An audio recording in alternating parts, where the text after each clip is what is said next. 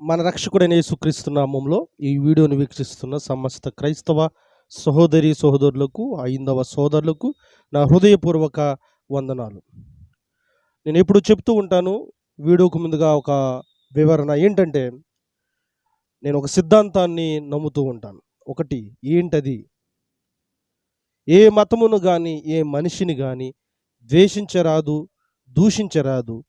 తెలియని విషయములను దైవజ్ఞానముతో తెలుసుకునవలను అనున్నదే నా నినాదము.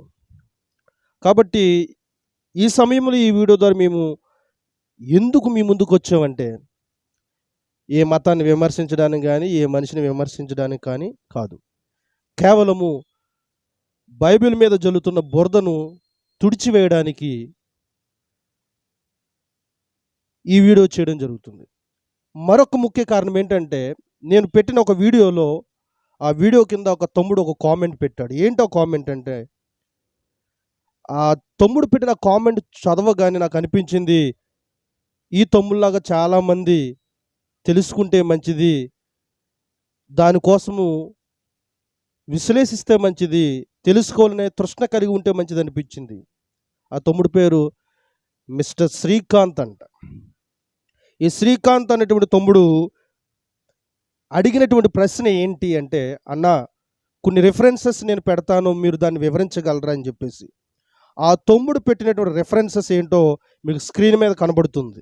మొదటిది ఆదికాండము 19వ అధ్యాయము 36వ వచనము, ఆదికాండము 35వ అధ్యాయము 22వ వచనము, ఆదికాండము 38వ అధ్యాయము 9-10 వచనములు, పరమగీతము 7వ అధ్యాయము 7-8 వచనములు, సామెతల గ్రంథము 5వ అధ్యాయము 19వ వచనము.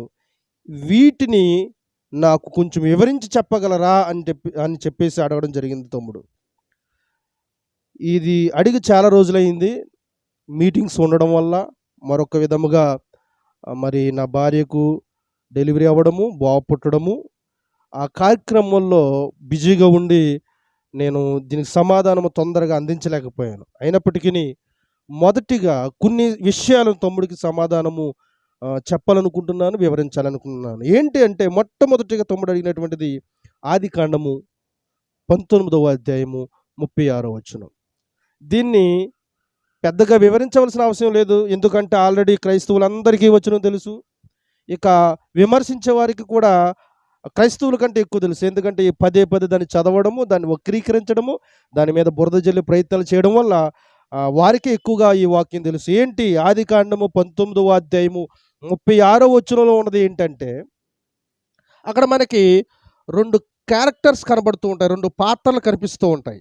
దేవుని ప్రమేయం ఇది ఉండదు, కానీ 2 మనుషులు అక్కడ ప్రమేయం ఉంటుంది. ఒకటి ఏంటంటే, తండ్రి స్థానంలో ఉన్నటువంటి, వృద్ధాప్యంలో ఉన్నటువంటి లోతు అనేటువంటి ఒక వ్యక్తి, లేదా దైవభక్తి కలవాడు, లేదంటే దేవుడంటే ఇష్టం కలిగిన వాడు.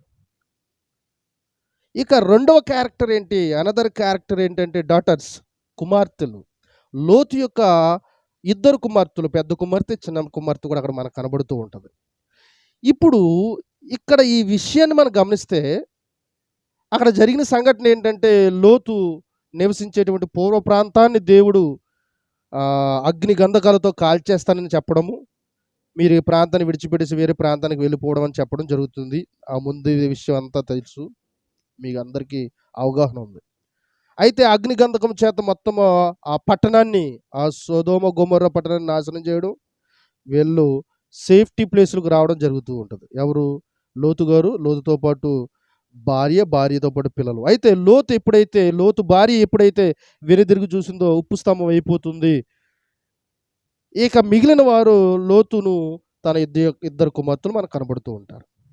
ఈ 2 కుమార్తెలు అనుకుంటారు, ఇక మగవారేంటి ఆడవారేంటి అందరిని దేవుడు మరి నాశనం చేశాడు, ఎందుకంటే వారు దేవునికి వ్యతిరేకమైన ఘోర కార్యాలు, భయంకరమైన పాపం చేశారు, కాబట్టి ఇక మిగిలింది మనమే, ఇక మనతో పోవడానికి, మనకు ఒక సంతానాన్ని ఇవ్వడానికి మగవారంటే ఎవరూ లేరు, కాబట్టి మన తండ్రితో తప్పు చేసి పిల్లలకి అందామనే ఆలోచన కలిగి, మీ అందరికీ తెలిసిన విషయం ఏంటంటే, తమ్ముడు అడిగిన విషయము ఆదికాండము 19వ అధ్యాయం 36వ వచనం ప్రకారము లోతుకు మద్యము తాగించిన తర్వాత తన యొక్క ఇద్దరు కుమార్తెలు లోతు ద్వారా గర్భిణులుగా అవుతారు.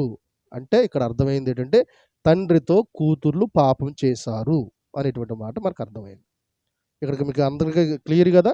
బైబిల్లో రాయబడినటువంటి ఆదికాండము 19వ అధ్యాయము 36వ వచనము యొక్క సందర్భం ఏంటంటే ఒక తండ్రితో పిల్లలు కూతుర్లు చేయకూడని పని చేశారు, చేసి గర్భిణులుగా అయ్యారు.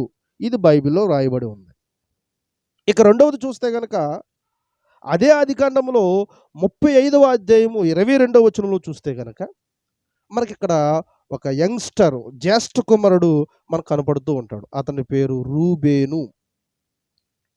ఈ రూబేను ఎవరు కుమారులు అంటే యాకోబుకున్నటువంటి 12 కుమారులలో ప్రథమమైన వాడు జ్యేష్ఠ కుమారుడు ఈ రూబేను. ఈ రూబేను కూడా తప్పు చేస్తాడు. ఏంటంటే తన తండ్రికి ఒక ఉపపత్ని ఉంది. అంటే ఉన్న భార్య కాకుండా మరొక భార్య ఉంది, ఉపపత్ని. ఆ ఉన్నటువంటి ఉపపత్నితో రూబేను వ్యభిచరిస్తాడు.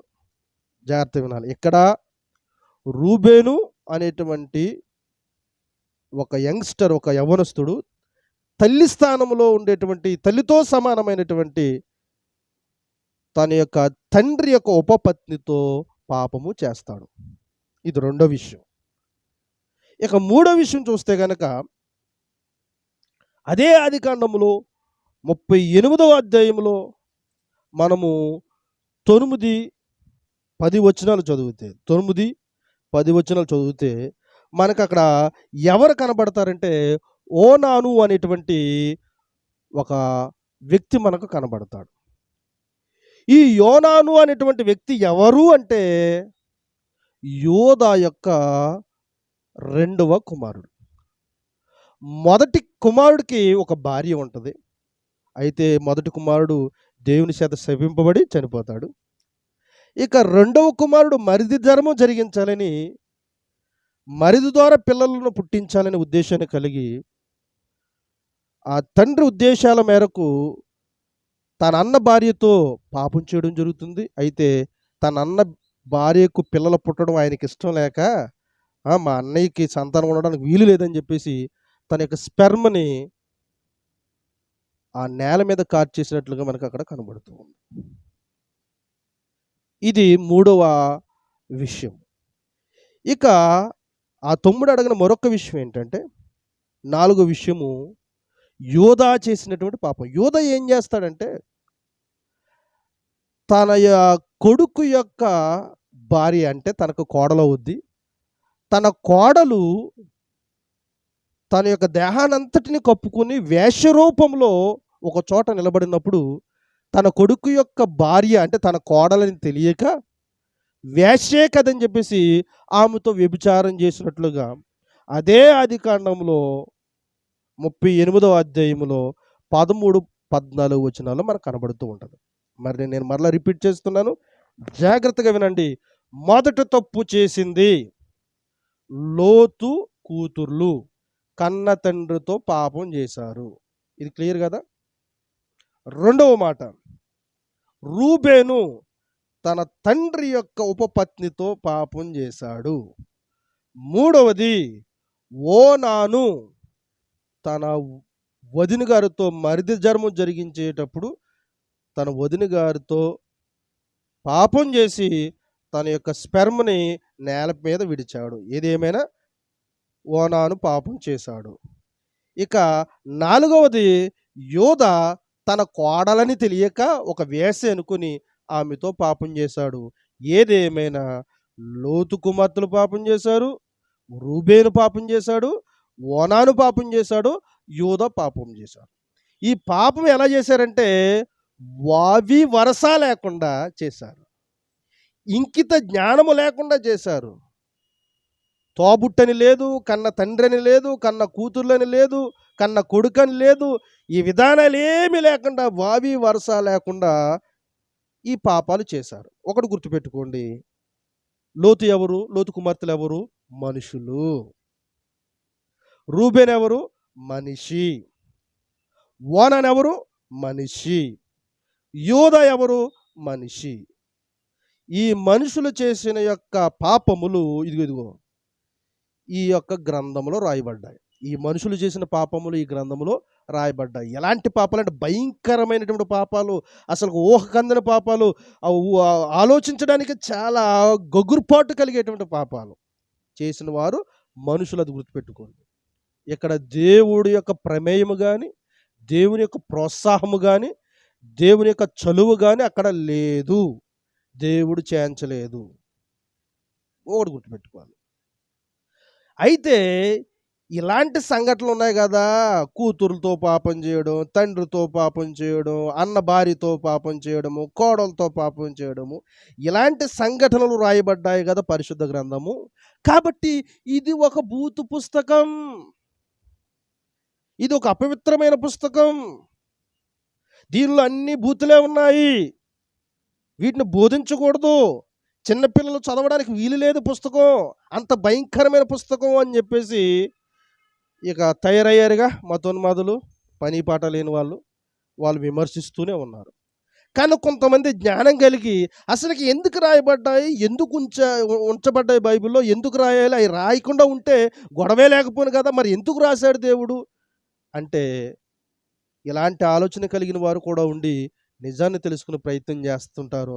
అలాంటి వారు ఈ శ్రీకాంత్ అనేటువంటి బ్రదర్.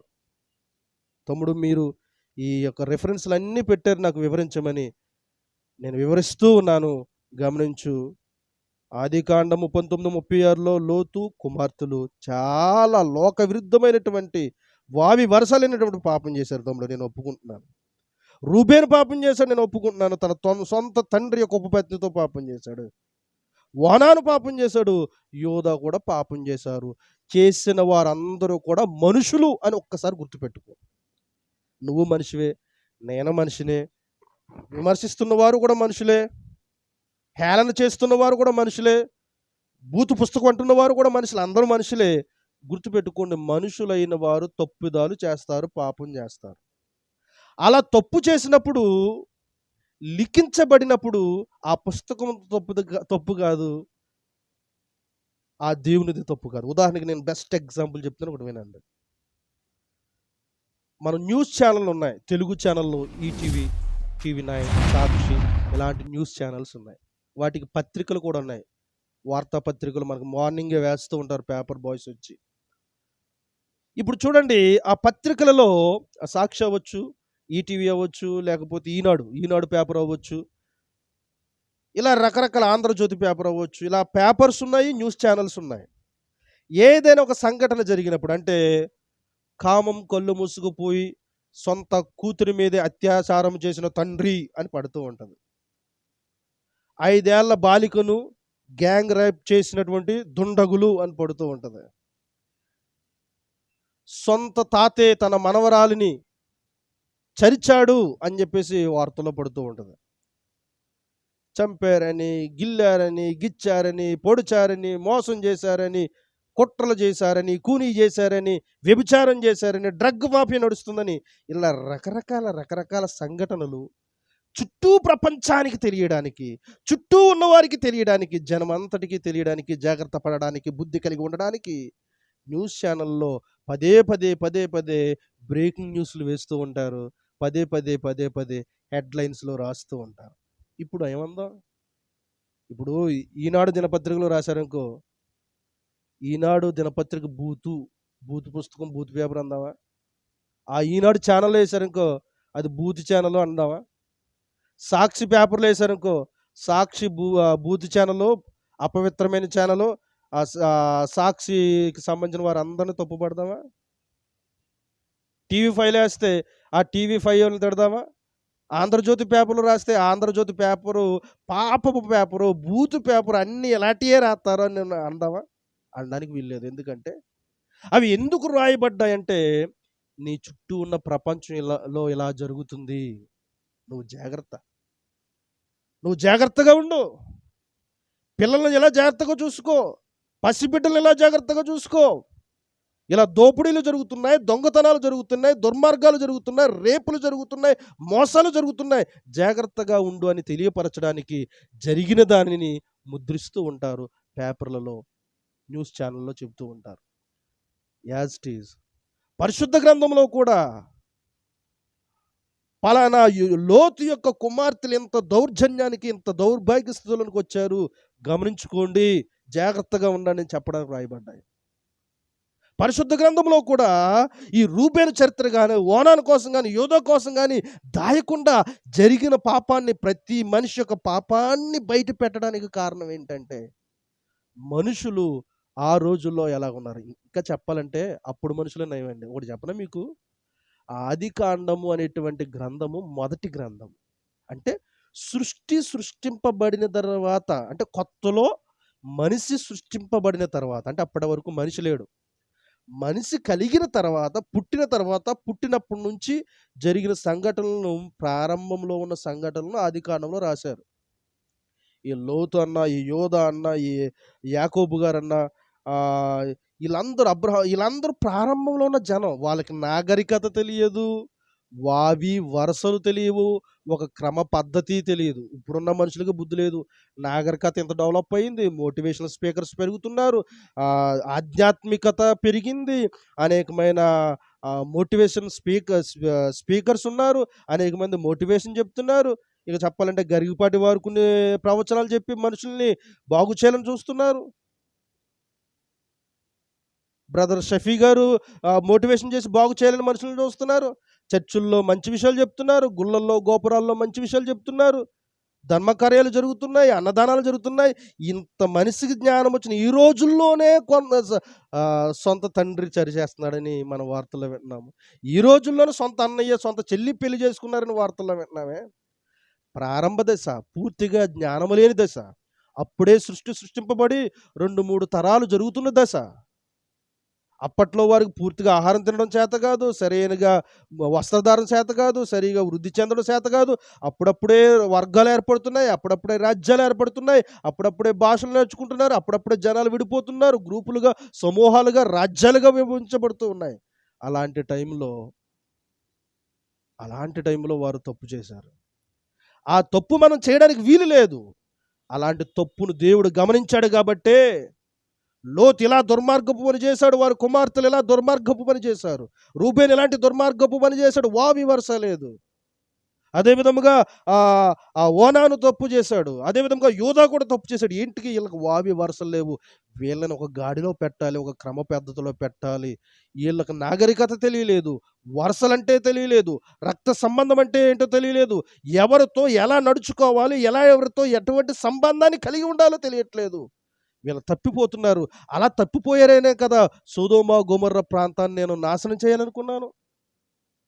అలా తప్పిపోయారనే కదా ఇదిగో ఒక వాడ కట్టమని ఇదిగో నేను నోవాహుకు ఆజ్ఞాపించి వాడ కట్టిన తర్వాత జల సముద్రము చేత ఆ జలము నేను రప్పించి భూమిని అంతటిని నాశనం చేశాను. ఇలాంటి ఎదవ పనులు చేస్తున్నారని కదా. ఆయన వీళ్ళకి మారలేదు. వీళ్ళు మారాలంటే చంపుకుంటే పోతే సరిపోదు. వీళ్ళు మారాలంటే వారిని చంపడం ఒక మార్గం కాదు. వీళ్ళు మారాలంటే వారిని నాశనం చేయడం, భూమిని నాశనం చేయడం, భూమి శపించడం, జలప్రలయం రప్పించడం, అగ్ని గంధకాలు కురిపించడం, ఇది ఒక్కటే మార్గం కాదు. వీళ్ళు మారాలంటే ఏం చెయ్యాలి అని అనుకున్నాడు దేవుడు. లోతుకు జరిగిన సంఘటనలు మళ్ళా జరగడానికి వీల్లేదు. ఓనాను చేసిన పనులు మరి ఇంకొకరు చేయడానికి వీల్లేదు. యోధా చేసిన పని మరలా రిపీట్ అవ్వడానికి వీల్లేదు. ఇలా జరగకుండా ఉండాలంటే ఏం చేయాలి? మళ్ళీ భూమిని శపించాలా? మళ్ళీ భూమి మీద ఉన్న మనుషులందరినీ నాశనం చేయాలా? భూమిని సర్వనాశనం చేయాలా? లేకపోతే జలప్రలయం రప్పించేయాలా? అగ్నిగంధకాలు కురిపించేయాలా? లేకపోతే తప్పు చేసిన వారు చంపేయాలా? ఏం చేయాలని చెప్పేసి ఆలోచించి దేవుడు ఈ వావి వరుస తెలియకుండా పాపం చేస్తున్నారని అప్పుడు దేవుడు లేవియ కాండానికి వెళ్తే ఒక కట్టడలు నియమించారు. ఆ విషయం నీకు తెలుసా? నీకు ఊరిక విమర్శించేస్తున్నావు భూత పుస్తకం అని, ఊరిక విమర్శిస్తున్నావు తప్పుడు బుక్ అని. ఇంతకన్నా దారుణమైన సంఘటనలు వివిధ గ్రంథాల్లో ఉన్నాయి తెలుసా? ఇక్కడ మనుషులే. లోతు ఎవడో మనిషి, లోతు పిల్లలు ఎవరో మనిషి, ఓనాన్ ఎవరో మనిషి. మనిషిని చేసిన దేవుడు ఎక్కడ తప్పు చేయట్లేదు, కానీ దేవుడు చేసిన మనిషి తప్పు చేస్తున్నాడు. కానీ మిగతా గ్రంథాల్లో దేవుళ్ళే తప్పులు చేశారుగా. చూపించమంటారా? దేవుని పిల్లారా గమనించండి.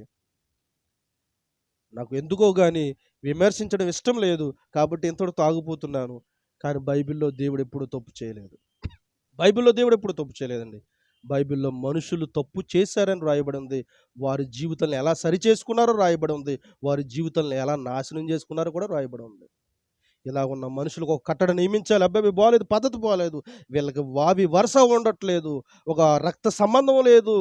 ఇలాంటి పద్ధతులేమీ లేవు. ఈళ్ళకి ఒక కట్టడ నియమించాలని ఇలాంటి సంఘటనలు జరిగాయని దేవుడు బాధపడి ఒక కట్టడ నియమించారలా.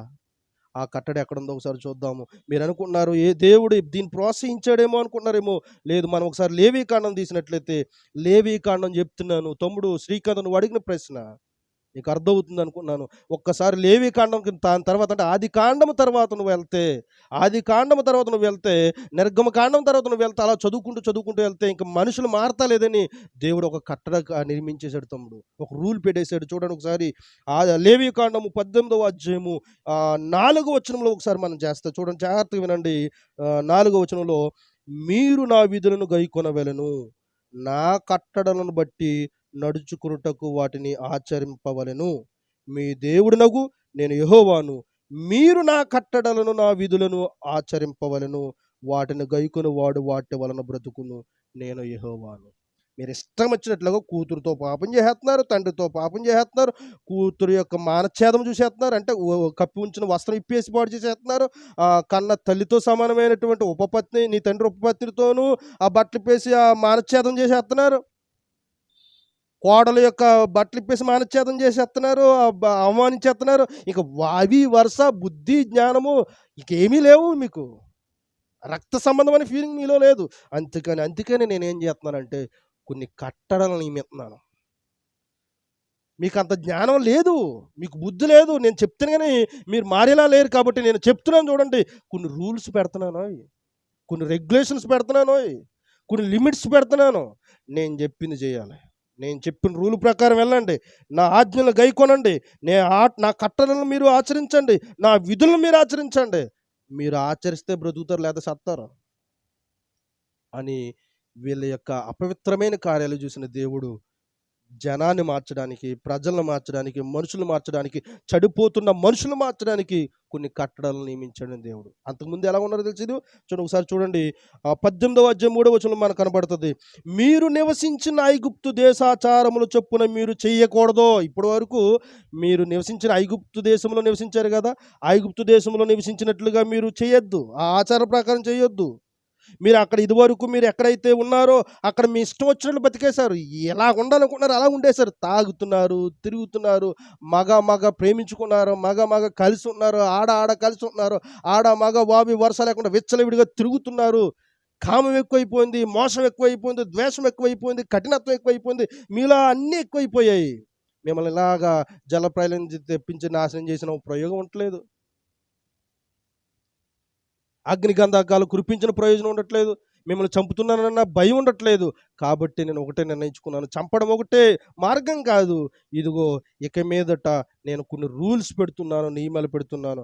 కాబట్టి మీరు పాత ఆచారాలు ఏవైతే ఉన్నావో, ఆ లోతు చేసిన పనుల ఆచారాలు కానీ, లేకపోతే ఓనాను చేసిన పనులు కానీ, లేకపోతే వావి వరుస లేకుండా మిగతా వారు చేసిన పనులన్నీ కూడా ఏవైతే ఉన్నావో వాటిని ఆచరించొద్దు.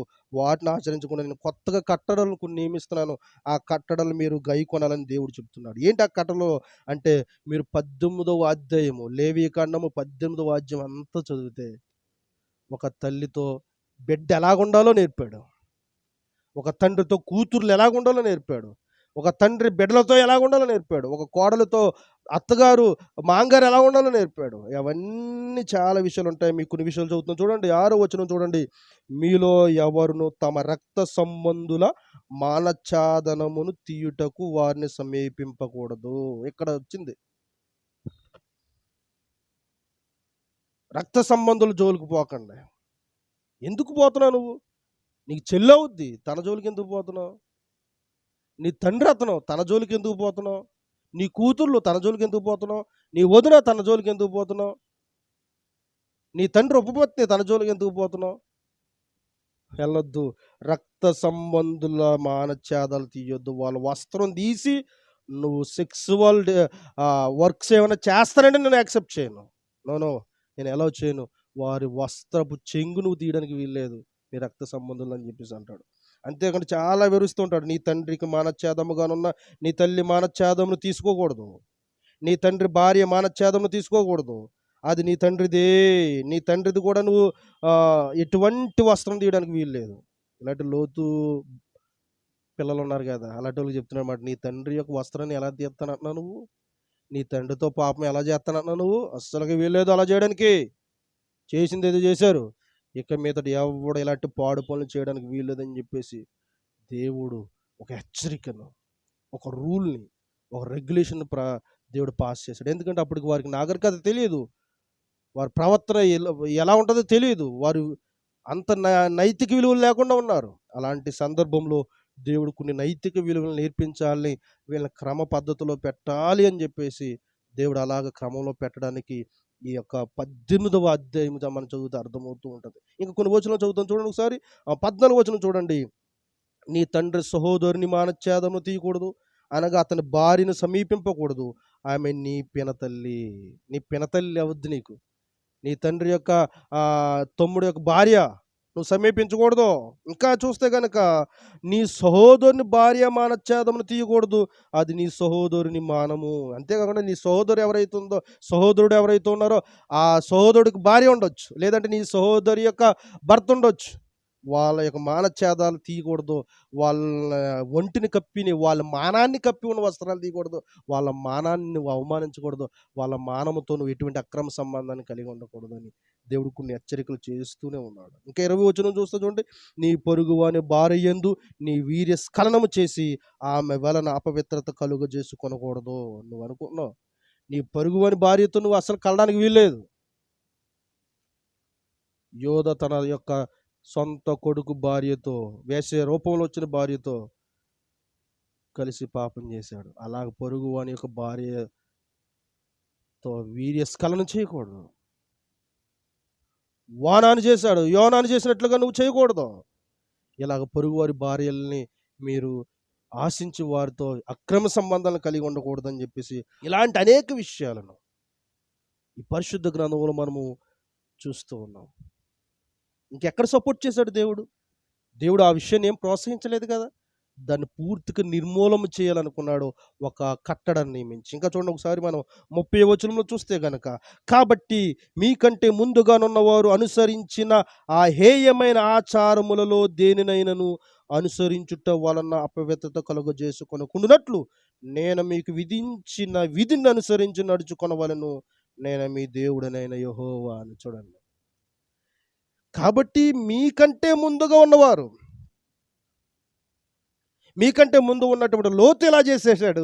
లోతు పిల్లలు ఇలా చేశారు. ఆడపిల్లలు సొంత తండ్రితో పాపం చేసి పిల్లలు కన్నారు. మీకంటే ముందున్న వాళ్ళే. ఓనాను కూడా పాపం చేశాడు, రూబేను కూడా పాపం చేశాడు, యూదా కూడా పాపం చేశాడు. ఈ పాపాలన్నీ మనకి ఆదికాండం 19, 36, 35, 22, 38వ అధ్యాయం 9, 10 వచనాలు, 38వ అధ్యాయం 13, 14 వచనాల్లో ఆదికాండంలో ఆదిలో జరిగాయి. కాబట్టి మీకంటే ముందుగానున్నవారు అనుసరించిన ఈ హేయమైన ఆచారాలు, మీకంటే ముందున్న ఈ యొక్క దరిద్రమైన పనులు చేసిన వాళ్ళు ఉన్నారు కదా. లోతు ఇద్దరు కుమార్తెలు, తన తండ్రి యొక్క ఉత్పత్తితో కలిసిన రూబేన్ ఉన్నాడు కదా, తన సహోదరుని భార్యతో కలిసిన ఓనాన్ ఉన్నాడు కదా, తన కోడలతో కలిసినటువంటి యోధా ఉన్నాడు కదా. వీళ్ళు చేసినటువంటి హేయము అంటే అసహ్యం పుట్టించేటువంటి, చిరాకు పుట్టించేటువంటి, తలుసుకుంటేనే ఒళ్ళంతా గగ్గురుపాట్లు వచ్చేటువంటి సంగతులు వావి వరస లేకుండా చేశారు కదా. ఆ హేయమైన ఆచారములు దేనినైనను అనుసరించడం వల్ల మీకు పాపం వస్తుంది. ఆ పాపం రాకుండా ఉండాలంటే నేను కట్టడం లేస్తున్నాను, వాయు వరుస చెప్తున్నాను. మీ రక్త సంబంధులతో ఎలా ఉండాలి, నీ పొరుగువాని భార్యతో ఎలా ఉండాలి, నీ కన్న తల్లితో ఎలా ఉండాలి, నీ కన్న కూతురుతో ఎలా ఉండాలి, నీ కన్న తండ్రితో ఎలా ఉండాలి, నీ యొక్క సహోదరుని భార్యతో ఎలా ఉండాలి, నీ కోళ్ళతో ఎలా ఉండాలి, ఈ వివరాలన్నీ నేను ఈ యొక్క లేవీకాండం 18వ అధ్యాయంలో లిఖిస్తూ ఉన్నాను. దాన్ని నువ్వు అనుసరించని చెప్పేసి మానవ మాతృలమైన మనకి ఒక కట్టడాన్ని నియమించాడు. ఇది జరిగినటువంటి బైబిల్ సంఘటన. దీన్ని బట్టి చెప్పండి, బైబిల్ పాపాన్ని ప్రోత్సహించిందా? బైబిల్లో బూతుందా అసలు? బైబిల్లో బూతుంది అసలు? బూతు పనులు చేసిన మనుషులు ఉన్నారు. అలా చేశారు కాబట్టి దేవుడు కోపపడ్డాడు, ఎలా చేశాడని చెప్పడానికి సాదృశ్యంగా లిఖింపబడింది. దేవుడు పాపాన్ని ప్రోత్సహించే దేవుడు కాదు. ఈ పరిశుద్ధ గ్రంథం చదవడం వల్ల ఏం నేర్చుకుంటారో తెలుసా?